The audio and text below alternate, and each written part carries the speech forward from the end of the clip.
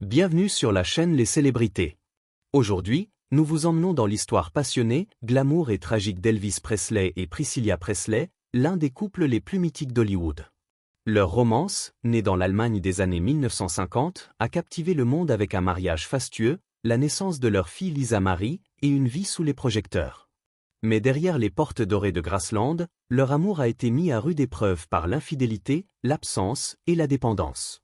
En juillet 2025, à 79 ans, Priscilla brise enfin le silence, révélant des détails bouleversants sur leur mariage, leur lutte, et les vérités qu'elle a gardées secrètes pendant des décennies. Que s'est-il vraiment passé dans l'intimité de leur histoire d'amour? Préparez-vous pour une plongée dans une saga d'amour, de douleur et de résilience qui redéfinit la légende d'Elvis. Abonnez-vous, activez la cloche et embarquez dans ce voyage émouvant. Quel moment de la vie d'Elvis ou Priscilla vous fascine le plus? Partagez-le dans les commentaires. Une rencontre inattendue en Allemagne. Septembre 1959, Bad Nauheim, Allemagne. Elvis Presley, 24 ans, est une superstar mondiale, mais son service militaire l'éloigne de la scène. La mort de sa mère, Gladys, en août 1958, l'a profondément marqué. « Elle était mon ancre, sans elle, j'étais perdu », confiera-t-il dans Elvis by the Presley, 2005. Lors d'une soirée dans sa maison de location près de la base militaire, il rencontre Priscilla Beaulieu, une adolescente de 14 ans à la beauté angélique, fille d'un officier de l'US Air Force, Paul Beaulieu. Priscilla, marquée par la perte de son père biologique à 6 mois, a grandi dans une famille militaire nomade. « J'étais réservée, mais curieuse de ce monde si différent », dira-t-elle dans Elvis N. 1985. Vêtue d'une robe de marin, elle attire l'attention d'Elvis. « Que avons-nous là? Tu es en première ou en terminale ?» demande-t-il, amusé. Apprenant qu'elle est en troisième, il rit, juste un bébé. Puis, pour l'impressionner, il s'installe au piano et chante Un Dog. Je n'en revenais pas, Elvis Presley chantait pour moi, confiera-t-elle à People, 2017. Leur connexion, innocente mais électrique, s'intensifie lors de soirées répétées. Il me traitait comme une petite sœur, avec tendresse, dira-t-elle. Cette rencontre improbable vous intrigue-t-elle? Dites-le nous. Une romance sous contrôle. Les parents de Priscilla, choqués par la différence d'âge, exigent de rencontrer Elvis. En uniforme militaire, il se présente à leur dîner, charmeur mais sincère. « Je suis très attaché à elle, elle est mature pour son âge », assure-t-il à Paul Beaulieu, selon Elvis N. Rassurés, ils autorisent des visites, mais sous stricte surveillance. Influencé par son éducation sudiste, Elvis voit en Priscilla une « bonne fille » à préserver pour le mariage. « Il choisissait mes robes, ma coiffure, même mon maquillage », dira-t-elle. Leur relation reste chaste, mais passionnée. « Nous passions des heures à parler, c'était mon refuge », confiera-t-elle. Pourtant, Priscilla souffre de cette dynamique. À l'école, elle peine à se concentrer, et Elvis lui propose des dexedrines, des amphétamines, pour rester éveillée. « Je les ai refusées, mais j'ai vu son côté sombre », dira-t-elle dans Good Morning America, 2022. En mars 1960, Elvis retourne aux États-Unis, laissant Priscilla dans l'attente. « J'étais en suspens, vivant pour ces appels rares », confiera-t-elle. Pendant 2 ans, les rumeurs le lient à des stars comme Nancy Sinatra, brisant le cœur de Priscilla. « J'avais 15 ans, et je l'aimais déjà », dira-t-elle. Leur romance naissante vous émeut-elle? Partagez vos pensées. La vie solitaire à Graceland. En 1962, après 2 ans de séparation, Elvis invite Priscilla, alors âgée de 17 ans, à Los Angeles. Convaincre ses parents est un défi. Il voyait Elvis comme une star, pas un homme, dira-t-elle dans Elvis N. Après des négociations tendues, ils acceptent un séjour de 2 semaines. À son arrivée, leurs retrouvailles sont tendres, mais Elvis impose des règles strictes. « Il ne voulait pas que je sois vue chez lui », confiera-t-elle. Logée chez des amis pour éviter les paparazzis, elle découvre qu'Elvis a discrètement rompu avec Anita Wood juste avant son arrivée. « Je sentais qu'il me cachait, mais j'étais dans son monde », dira-t-elle. Leur escapade à Las Vegas est un tourbillon de glamour. Elvis la couvre de cadeaux, robes de créateur, bijoux scintillants, et l'emmène dans des clubs huppés. C'était comme un conte de fées, mais avec des ombres, confiera-t-elle à People, 1978. Il insiste pour qu'elle reste fidèle, surveillant ses moindres gestes. Il disait qu'il saurait si je regardais un autre homme, dira-t-elle. À Noël 1962, Elvis propose à Priscilla de s'installer à Memphis pour terminer ses études secondaires. Il m'a promis un avenir ensemble, dira-t-elle. Ses parents, rassurés par la promesse qu'elle vivra avec Vernon Presley, le père d'Elvis, et sa belle-mère Dee, acceptent. Priscilla s'installe officiellement chez Vernon, fréquentant le lycée catholique Immaculate Conception. Mais en réalité, elle passe ses nuits à Graceland, dans le monde opulent mais isolé d'Elvis. Graceland était un palais, mais une cage dorée, confiera-t-elle dans Good Morning America, 2017. Le colonel Tom Parker, manager autoritaire d'Elvis, insiste pour cacher leur relation afin de préserver l'image de célibataire de la star. Pas une photo de nous dans la maison, pas un mot aux fans, dira-t-elle. Elvis, accaparé par des tournages à Hollywood, vive à Las Vegas avec Anne Margaret, Girls, est souvent absent. J'attendais ses retours, vivant pour ses rares moments de présence, confiera-t-elle. Les rumeurs d'infidélité, amplifiées par les tabloïds, la rongent. Je lisais qu'il embrassait ses partenaires à l'écran, et je me demandais si c'était vrai, dira-t-elle. Seule à Graceland, entourée de l'entourage d'Elvis au la Memphis Mafia, elle se sent comme une étrangère. J'étais sa princesse, mais invisible pour le monde, confiera-t-elle. La solitude de Priscilla à Graceland vous touche-t-elle? Dites-le nous. Un mariage glamour mais fragile. Le 1er mai 1967, après 5 ans de relation, Elvis, 32 ans, et Priscilla, 21 ans, se marient à l'hôtel Aladdin de Las Vegas. Orchestrée par Tom Parker pour rester discrète, la cérémonie est intime, avec seulement 14 invités, dont les proches et la Memphis Mafia. Nous voulions quelque chose de simple, loin des fans, dira Priscilla dans Elvis & Me. Elvis offre une bague spectaculaire, un diamant de 3,5 carats entouré de 20 pierres plus petites, conçu par le bijoutier Harry Levitch. À 3 heures du matin, ils récupèrent leur licence de mariage, échangent leurs vœux devant le juge David Zenoff, et célèbrent avec un petit déjeuner au champagne pour 100 invités. C'était intime, mais magique, confiera-t-elle. Une réception plus grande suit à Graceland, où Elvis plaisante, il était temps, avec la vie que je mène. Leur lune de miel à Palm Springs, dans le jet privé de Frank Sinatra, est un moment d'intimité rare. Nous n'avions pas dormi depuis 2 jours, mais l'amour nous tenait éveillés, dira Priscilla. Leur première nuit en tant que mari et femme marque un tournant. J'étais enfin sa femme, pas seulement sa fiancée secrète, confiera-t-elle. Mais le mariage ne change pas la réalité. Elvis reprend vite les tournages, laissant Priscilla à Graceland. J'étais mariée, mais toujours seule, dira-t-elle dans People, 1978. Parker continue d'imposer l'image de célibataire d'Elvis, interdisant toute mention publique de Priscilla. Les fans ne devaient pas savoir que j'existais, confiera-t-elle. Les tensions émergent rapidement.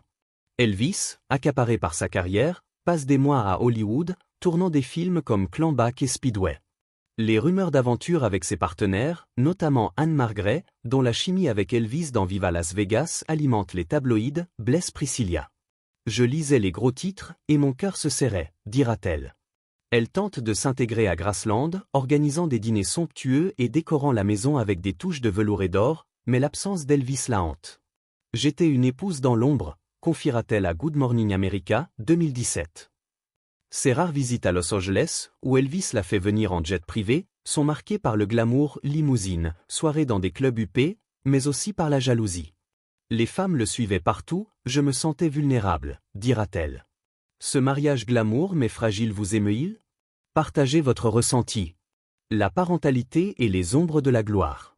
Le 1er février 1968, 9 mois après leur mariage, Elvis et Priscilla accueillent leur fille, Lisa Marie Presley, à Memphis. La naissance est un événement médiatique. Les fans et les photographes nous traitaient comme des royaux, dira Priscilla dans Elvis & Me. Elvis, fou de joie, surnomme Lisa, sa petite princesse. Il la gâte avec des cadeaux extravagants, un manteau de fourrure à 3 ans, $5 pour chaque dent de lait, mais évite les tâches parentales. Changer des couches? Pas pour moi, plaisantera-t-il, selon Priscilla. Il adorait la regarder, mais la bave de bébé le gênait, confiera-t-elle avec un sourire. La parentalité accentue les fissures de leur mariage. Priscilla, dévouée à son rôle de mère, s'organise avec rigueur. Je voulais être parfaite pour Lisa, dira-t-elle. Mais Elvis, absorbé par sa carrière, s'éloigne. Après la naissance, il me voyait différemment, comme une mère, pas une amante, confiera-t-elle dans People, 1978. Ses absences prolongées au tournage, concerts, session d'enregistrement où laisse Priscilla seule avec Lisa à Graceland. Je passais des semaines sans le voir, dira-t-elle. Les rumeurs d'infidélité s'intensifient, alimentées par des articles sur ses partenaires de cinéma. Chaque magazine parlait d'une nouvelle liaison, je me sentais trahi, confiera-t-elle. La dépendance croissante d'Elvis aux médicaments sur ordonnance devient un problème majeur. Il prenait des pilules pour tout dormir, se réveiller, performer, dira Priscilla dans Good Morning America, 2022. Son comportement devient erratique. Il pouvait être doux, puis explosif, confiera-t-elle. Une anecdote révèle son impulsivité, s'il n'aimait pas quelqu'un à la télé, il tirait sur l'écran et demandait à Vernon d'acheter un nouveau poste, racontera-t-elle. Priscilla tente de le raisonner, mais se heurte à son entourage complaisant. La Memphis Mafia le protégeait, pas moi, dira-t-elle. Elle vit dans l'angoisse, surveillant ses moindres faits et gestes. Je l'accompagnais même chez le dentiste, de peur qu'une femme l'approche, confiera-t-elle. Malgré son amour, elle se sent étouffée.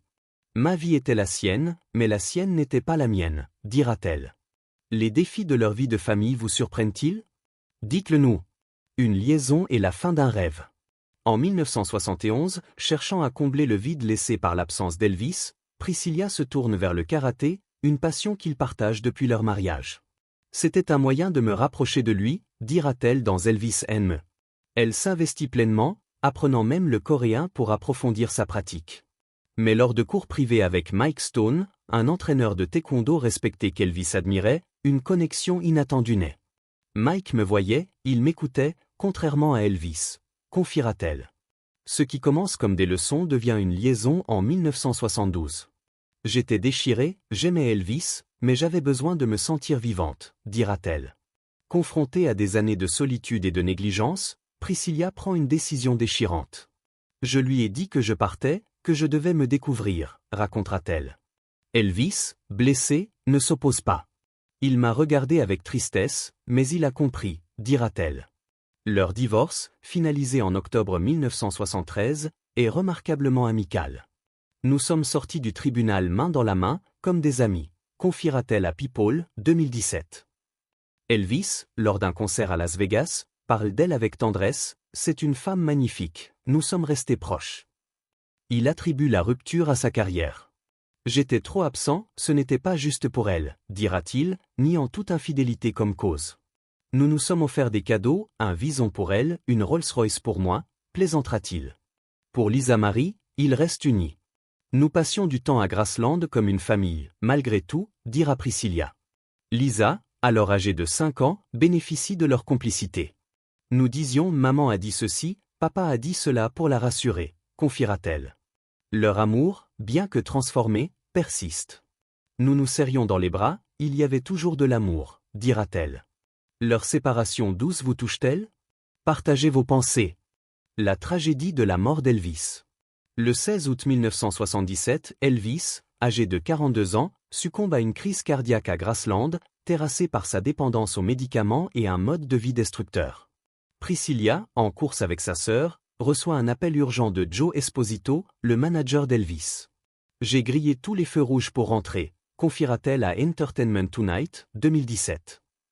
À Graceland, elle trouve Vernon Presley effondré, hurlant de douleur. Ce cri résonne encore en moi, dira-t-elle. Lisa Marie, 9 ans, était avec son père ce jour-là.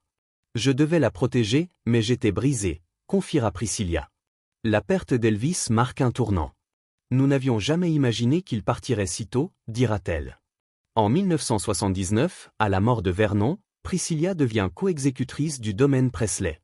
Déterminée à préserver l'héritage d'Elvis, elle transforme Graceland en un musée, attirant des millions de fans. Je l'ai fait pour lui, pour Lisa, pour le monde, dira-t-elle dans Variety, 2025. Elle ne se remarie jamais, malgré une relation de 22 ans avec Marco Garibaldi, père de son fils Navarone, né en 1987. Elvis était unique, personne ne pouvait l'égaler, confiera-t-elle lors d'un Q&A à Las Vegas, 2017. Le biopic Elvis, 2022, avec Austin Butler, ravive son émotion. J'aurais voulu qu'il voie ça, dira-t-elle. La mort d'Elvis vous émeut-elle? Dites-le nous. Les révélations de Priscilla en 2025. En juillet 2025, dans le documentaire Priscilla, My Truth, Priscilla, 79 ans, Livre des confessions poignantes. Elvis était l'amour de ma vie, mais sa gloire l'a emprisonné, dira-t-elle. Elle évoque sa dépendance, visible dès l'Allemagne. Je le suppliais de se faire aider, mais il était têtu, confiera-t-elle, citant une scène du biopic Elvis où Olivia de Jonge, dans son rôle, le confronte. Elle loue Butler, il a capturé son âme, ses démons. Elle révèle aussi son sentiment d'effacement. J'étais sa muse, jamais son égale, dira-t-elle. Priscilla parle de Lisa Marie, décédée en 2023, comme leur « miracle ». Elle était notre lien éternel, confiera-t-elle, émue. Le documentaire, salué sur X comme un portrait brut et humain, explore son rôle dans la préservation de Graceland. J'ai sauvé son héritage pour les générations futures, dira-t-elle. Les révélations de Priscilla vous bouleversent-elles? Partagez votre avis. Un amour éternel. Elvis et Priscilla Presley ont écrit une histoire d'amour qui transcende la gloire et la tragédie. Leur passion, leur lutte, et leur lien indéfectible révèlent leur humanité.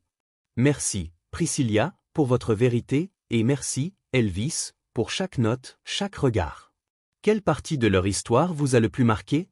Laissez votre commentaire, likez, partagez, et abonnez-vous pour plus de récits sur les légendes d'Hollywood. À bientôt!